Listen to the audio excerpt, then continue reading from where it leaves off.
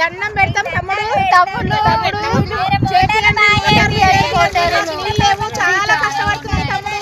ఇండ్లు లేనోళ్లకు సర్కారోళ్ళు ఇచ్చిన డబుల్ బెడ్రూమ్లల్లా ఆడాడ సౌలతులు సక్కలేవాట.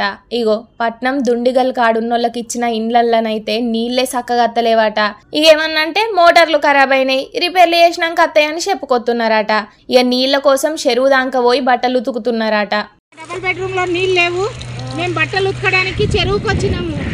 చూడండి మోటార్లు ఖరాబ్ అయినాయి అంటున్నారు. ఆగో దండాలు పెట్టుకుంటా నీళ్ల సౌలతులు వేయాలని వేడుకుంటున్నారు ఆడున్న పబ్లిక్.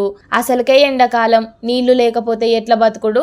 డబుల్ బెడ్రూమ్ ఇండ్లు వచ్చినాయని మమ్మల్ని కిరాయి ఇండ్లకెంచి తీసుకొచ్చిండ్రు, మంచిగానే ఉన్నది. కానీ నీళ్ల సౌలతులు సక్క లేకపోయే వరకు మస్తు తిప్పలైతున్నది. నీళ్ల కోసం దినాము కుంటలు షెర్ల పొంటి తిరగాల్సిన పరిస్థితి వచ్చిందని బాధపడుతున్నారు గిట్లా.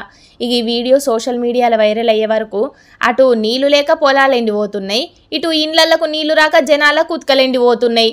ఇప్పుడే నీళ్లకు గింత కరువు ఉంటే ఇక ముంగట పరిస్థితి ఏందో కదా అని బుగులు పడుతున్నారట చాలా మంది.